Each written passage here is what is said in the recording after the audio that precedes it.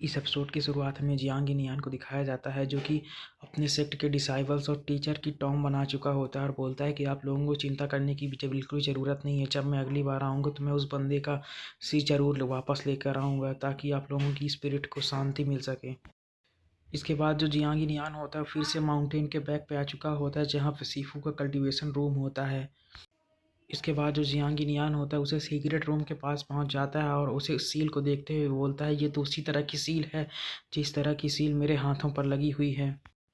और फिर वो अपने हाथों की पट्टी उठाता है तो हमें वहाँ पर एक पर्पल कलर की आँख दिखाई देती है और बोलता है कि इसी तरह की आँख सीफू के भी हथेली पर थी, लेकिन वो ब्लैक कलर की थी। लगता है कि इसी सील के द्वारा मैं इस सीक्रेट रूम को खोल सकता हूँ। इसके बाद जो जियांग नियान होता है कुछ देर तक सोचता है, फिर अपने बोलता है कि एक बार मैं ट्राई कर लेता हूँ, जो होगा देखा जाएगा। इसके बाद वो अपने हाथ को उसी दरवाजे की सील पर रख देता है और वहाँ से एक पावर निकलने लगती है, जिसे देखकर जो जियांग नियान होता है अपने मन में सोचता है यहाँ पर तो कुछ हो रहा है। और इसके बाद वो अपना हाथ उस सील से टार लेता है और अपने हाथ को देखते हुए बोलता है कि लगता है कि इस सीक्रेट रूम को केवल मैं और सीफू ही खोल सकते हैं, लेकिन आखिर ये निशान है क्या। इसके बाद जो जियांग नियान होता है उस दरवाजे को खोलकर जैसे ही वो सीक्रेट रूम के अंदर जाता है तो उसे दो स्पिरिट टैबलेट्स दिखाई देते हैं, जिसे देखकर वो बोलता है कि ये तो स्पिरिट टैबलेट्स हैं। और लगता है कि ये स्पिरिट एम्परर और स्पिरिट एम्प्रेस की स्पिरिट टैबलेट हैं। और फिर वो अपने मन में सोचता है कि आखिर वे थे कौन, और जब से मैंने इन स्पिरिट टैबलेट्स को देखा है तब से मैं पता नहीं क्यों मेरी जो हार्ट बीट है वो बहुत ही ज़्यादा फास्ट हो गई है। और इसके बाद जो जियांग नियान होता है उन दोनों स्पिरिट टैबलेट्स के सामने कोटाव करता है। इसके बाद जो जियांग नियान होता है उन स्पिरिट टैबलेट्स को देखते हुए अपने मन में सोचता है कि आखिर वे लोग कौन थे और कहाँ से आए थे, और आखिर ये स्पिरिट टैबलेट्स यहाँ पर कहाँ से आए। और फिर उन स्पिरिट टैबलेट्स पर कुछ इमेजेस बनी होती हैं जो कि बहुत ही ज़्यादा ब्लरी होती हैं, और बोलता है कि जो इमेजेस है बहुत ही ज़्यादा ब्लरी हो चुकी हैं और मुझे नहीं समझ में आ रहा कि आखिर जो सीफू थे वो इन स्पिरिट टैबलेट्स की इतनी ज़्यादा रिस्पेक्ट क्यों करते थे।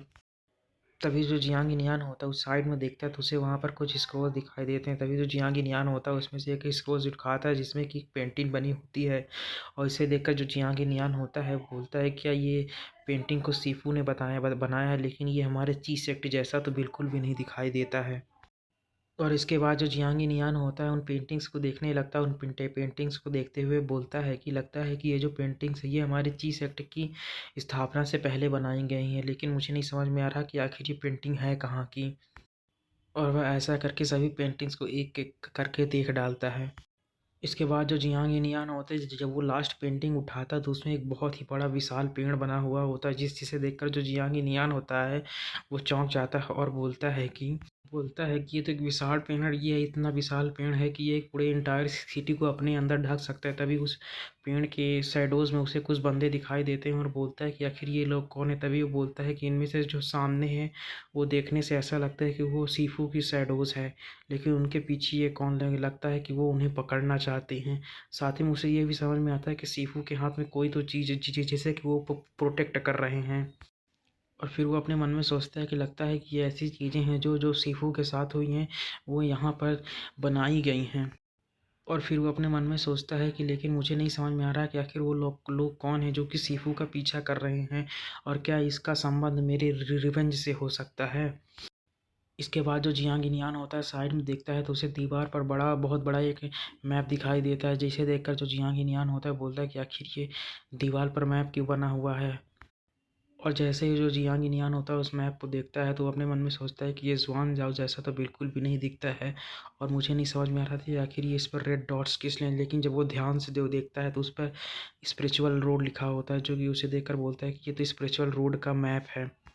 इसके बाद जो जियांग नियान होता है फिर से उन स्क्रोल्स को खोलता है और उन पे बनी इमेजेस को देखकर अपने मन में सोचता है कि ये जो इमेजेस हैं स्पिरिचुअल रोड पर कहीं पर हो सकती हैं।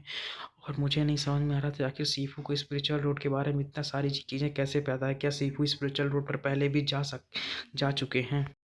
और इसके बाद जो जियांग नियान होता है वो सोचता है कि जो ब्लैक रोब में इंसान था क्या उसका भी जो कनेक्शन है वो स्पिरिचुअल रोड से हो सकता है। और फिर जियांग नियान बोलता है कि लगता है मुझे भी स्पिरिचुअल रोड में जाना पड़ेगा सीफू और बाकी लोगों को ढूंढने के लिए और उनका बदला लेने के लिए। फिर वो निराश होते हुए बोलता है, लेकिन मेरा तो नाम भी स्पिरिचुअल रोड में नहीं है, तो आखिर मैं उस स्पिरिचुअल रोड में जाऊंगा कैसे। और इसके बाद जो जियांग नियान होता है फिर अपने मन में सोचता है, लेकिन जो केवल फर्स्ट सीनियर ब्रदर हैं उनका ही नाम इस फेस्टिवल लोड की लिस्ट में है, लेकिन मुझे नहीं पता कि जो फर्स्ट सीनियर ब्रदर हैं वो कहाँ पर हैं। मैंने पूरे माउंटेन पर सर्च कर डाला, लेकिन मुझे कहीं भी फर्स्ट सीनियर ब्रदर या सेकंड सीनियर ब्रदर की बॉडी नहीं मिली। इसके बाद जो जियांग नियान होता है अपने मन में सोचता है कि लगता है मुझे भी अपना नाम स्पिरिचुअल रोड की लिस्ट में लाना ही पड़ेगा। फिर वो अपने मन में सोचता है ये कहना तो आसान है, लेकिन बहुत ही कम लोग होते हैं जो कि अपना नाम स्पिरिचुअल रोड की लिस्ट में ला पाते हैं। और फिर वो अपने मन में सोचता है कि लगता है मुझे और भी ज़्यादा इंटेंस ट्रेनिंग करनी होगी। और इसके बाद जो जियांग नियान होता है अपने मन में सोचता है कि अगर मेरा नाम स्पिरिचुअल रोड की लिस्ट में आ गया तब मैं फाइंड कर सकता हूँ कि आखिर सीफू को किसने मारा। और फिर वो अपने मन में सोचता है कि जो बड़े भाई हैं फर्स्ट सीनियर बाद उन्हें बहुत सारे लोग पसंद करते हैं और उन्हें अपना नाम स्पिरिचुअल रोड की लिस्ट में लाने के लिए बहुत ही ज़्यादा इंटेंस ट्रेनिंग करनी पड़ी थी। और फिर वो सोचता है कि मुझे नहीं पता मेरे टैलेंट को देखते हुए मेरा नाम कब स्पिरिचुअल रोड की लिस्ट में आएगा।